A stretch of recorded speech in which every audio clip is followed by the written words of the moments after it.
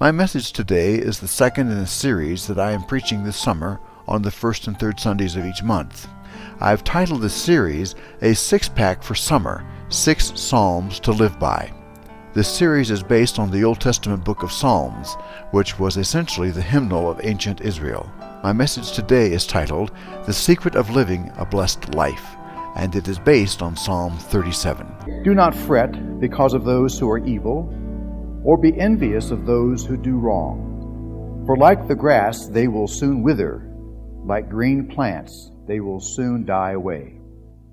Trust in the Lord and do good. Dwell in the land and enjoy safe pasture. Take delight in the Lord, and He will give you the desires of your heart. Commit your way to the Lord, trust in Him, and He will do this. He will make your righteous reward shine like the dawn, your vindication like the noonday sun. Be still before the Lord and wait patiently for Him. Do not fret when people succeed in their ways, when they carry out their wicked schemes. Refrain from anger and turn from wrath. Do not fret. It leads only to evil. For those who are evil will be destroyed, but those who hope in the Lord will inherit the land.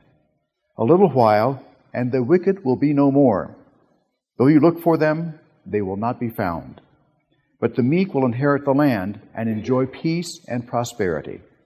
The wicked plot against the righteous and gnash their teeth at them. But the Lord laughs at the wicked, for He knows their day is coming. In the first message of this series, A Six-Pack for Summer, 6 Psalms to Live By, the psalmist proclaimed that it is possible for us to live a blessed life. And today's psalm, Psalm 37, reveals the secret of just how to do that. We'll pay special attention to the action verbs that the psalmist used in Psalms 37. The first thing that Psalm 37 tells us is to get the focus of life off the wrong things. I think you and I both would agree that a basic principle of life is that we become what we focus on. Somewhere in Scripture it says, as a man or a person thinketh in his heart, so is he. And we've seen that principle play out over and over again in life. The things we focus on, the things we give our attention to, the things we give our hearts to, are in fact the things we become, be they good, bad, or indifferent. That's it. This is one of the greatest struggles of our youth. Many of us remember that. Our culture throws at young people so many images, role models, ideas of success, and so forth. And our youth and young adult years are spent largely sorting through these things and deciding what we will focus our life on. Part of the struggle of our formative years is figuring out that what the world labels as success and what the world requires of people who succeed in its ways is often wicked at its core, and it is not lasting. The ways of the world most often lead to moral and spiritual failure.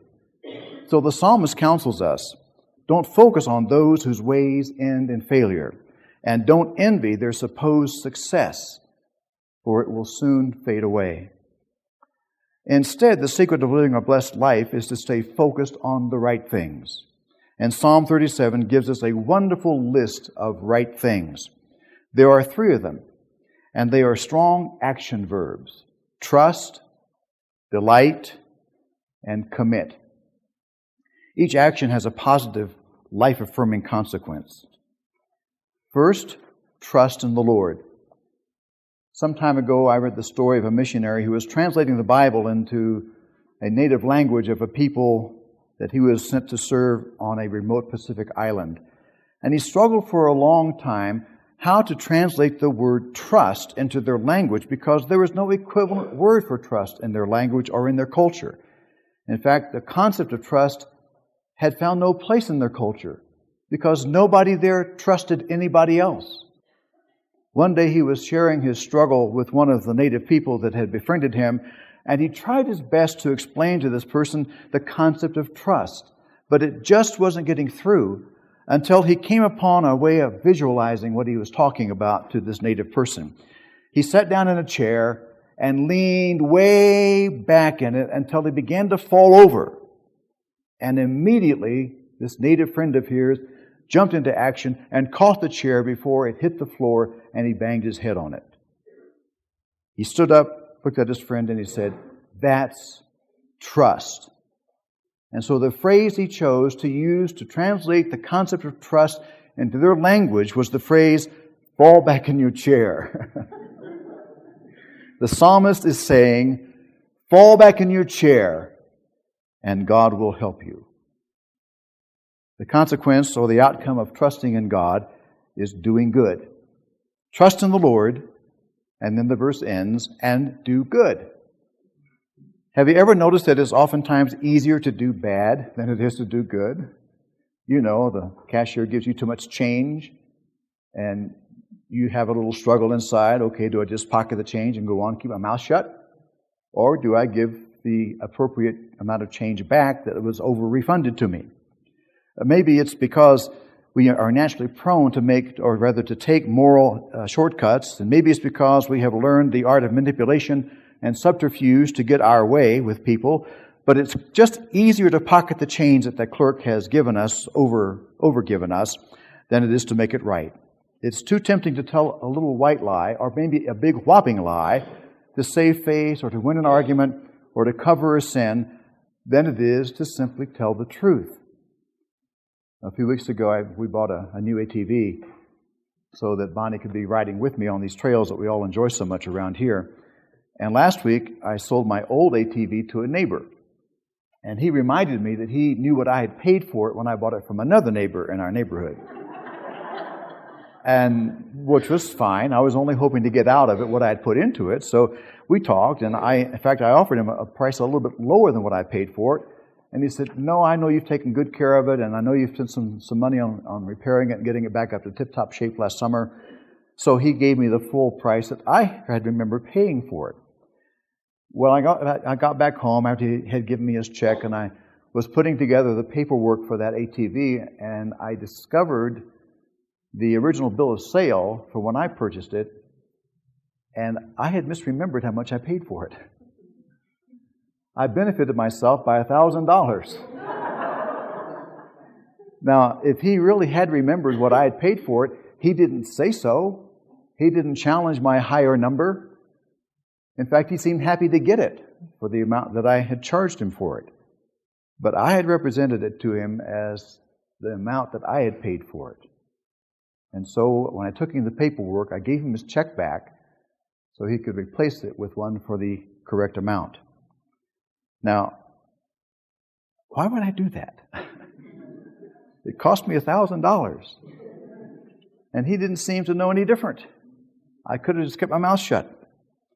Now, please understand, I'm not claiming any higher moral character for myself than any of the rest of us have, nor am I trying to tell you a story in which I'm the hero, because I'm not. I'm telling you this story to let you know that I understand why I do good. Years ago, I decided in my youth that I would trust the Lord, and the consequence of that decision has been to do good. Trust in the Lord and do good, Psalm 37 says. To do good in the face of evil, to do good when it's inconvenient, to do good when it takes money out of my pocket, to do good when it's not popular, to do good when others may mock me for doing it, to do good because this God whom I trust has done so much good to me. That's my motivation. I understand that when I do good to others, I am merely paying forward the good that God has done to me. So the first secret of living a blessed life is to trust in the Lord and do good. The second secret to living a blessed life is to delight in the Lord. Now, we talked about this in the previous message 2 weeks ago. Delight in the Lord as you delight in your spouse, we said. As you delight in your spouse, your children, your grandchildren, a sunrise, a sunset, a moonscape, a hike in the mountains, just as we thrill in doing these things and being with these people, so are we to thrill in God.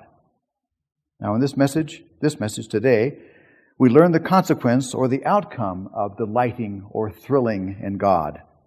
Delight in the Lord, and He will give you the desires of your heart. Now, there are two ways to understand this phrase, the second phrase in this verse, and most modern translations come down on the side of the verse that can be understood as delight in the Lord, and He will give you what you ask for. That interpretation plays well with everybody who is looking for ways to get God to give us what we want. Personally, I prefer the King James Version or the New International Version, both of which say, "Delight in the Lord, and He will give you the desires of your heart." I like those because these translations leave open the possibility of understanding this promise in this way. When we find our delight in God, the Lord places in our hearts the desires God wants us to have. The first way speaks of how we get from God what we want. The second way speaks of the inner transformation of our heart's desires and thereby our lives that are the result of our delighting in God. Speaking for myself, my greater need by far is inner transformation, not finding more ways to get God to give me what I want.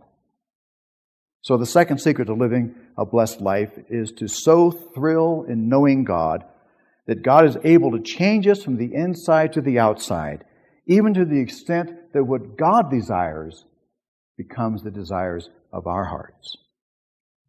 And the third secret to living a blessed life is to commit your way to the Lord. Let's turn to the dictionary to remind ourselves what this much maligned word commit means. It means to entrust, to consign for future use, to put into a place to be kept safe, to bind or obligate as by a pledge, to obligate one's own self. I think the psalmist would have been happy with all of these meanings. He is telling us to entrust ourselves to God, to put ourselves into the safety of God's care, to pledge our lives to God for His present and future use, to bind our life to the life of God. And then the psalmist repeats the phrase he used before, trust in Him and He will help you. But the psalmist's promise is not some nebulous hope that somehow God will someday get around to helping us when God is good and ready to do so. Rather, the promise of God's help in Psalm 37 is very specific. First, He will make your innocence radiate like the dawn. Second, the justice of your cause will shine like the noonday sun. Third, be still in the presence of God and wait patiently for Him to act. Last Thursday, I attended the opening session of the Rocky Mountain Annual Conference in Denver, and our Bishop Elaine, who spoke here on Palm Sunday a year ago as we began our year of celebrating our 10th anniversary together, she, in her Episcopal address to us, told a powerful story about how God makes the innocence of His people radiate like the dawn and the justice of our cause shine like noonday sun. Hers was a story of how being still in the presence of the Lord, waiting patiently for Him to act, bears great fruit. She was speaking about the United Methodist effort over the past several years to raise, I think it was around $7 million, as I recall, for Nothing But Nets, our effort to distribute mosquito nets to people in Africa in malaria-stricken areas to protect them from being bitten by malaria-infected mosquitoes as they slept at night.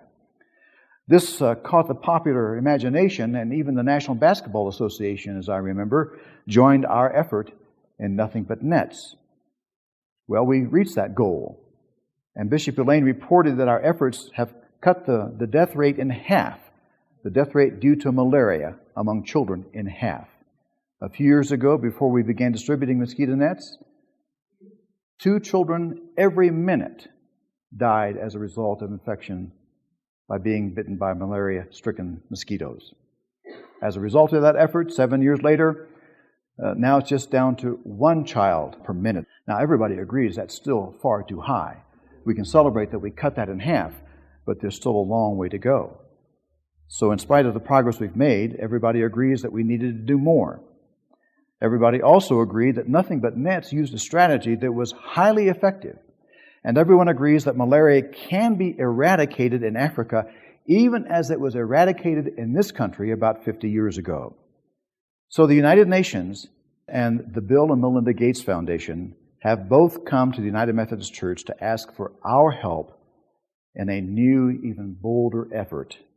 Together, we are working to raise $75 million to provide mosquito nets to people in Africa, everywhere malaria remains a threat to health and life. And then Bishop Elaine raised the obvious question. Why would the United Nations World Health Organization, and why would the richest couple on the face of the earth come to us, we little bitty old United Methodists, for our help in achieving this bold goal? And I think you'll love the answer that she was able to share. She said, it's because we Methodists have been in Africa for 100 years. And we have 600 health delivery systems throughout the continent. We already have in place, she said, the kind of system necessary for the distribution of those nets and the education of the people in how to use them, why to use them, what it will protect them from, and how they'll benefit from using them. That was her answer. And with those combined forces, there is great hope that we will be able to eradicate malaria on the continent of Africa. So, may I read for you again what the psalmist said? Commit everything you do to the Lord. Trust Him, and He will help you. He will make your innocence radiate like the dawn, and the justice of your cause will shine like the noonday sun. Be still in the presence of the Lord and wait patiently for Him to act.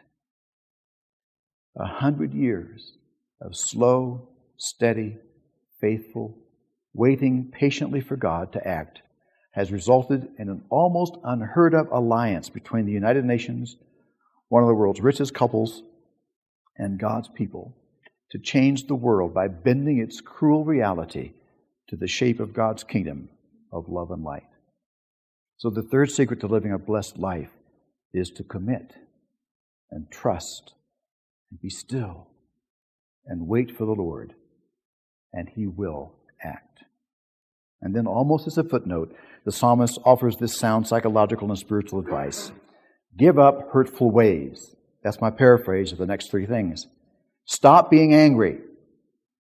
Turn from your rage. And do not lose your temper. These things only lead toward harm. Now, this footnote is a sermon unto itself.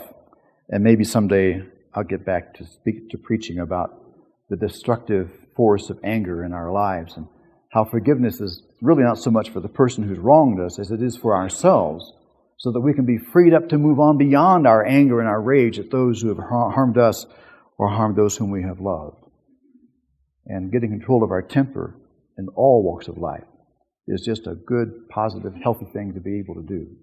But for now, we'll leave these thoughts as the psalmist's footnote to these three secrets of how to live a blessed life.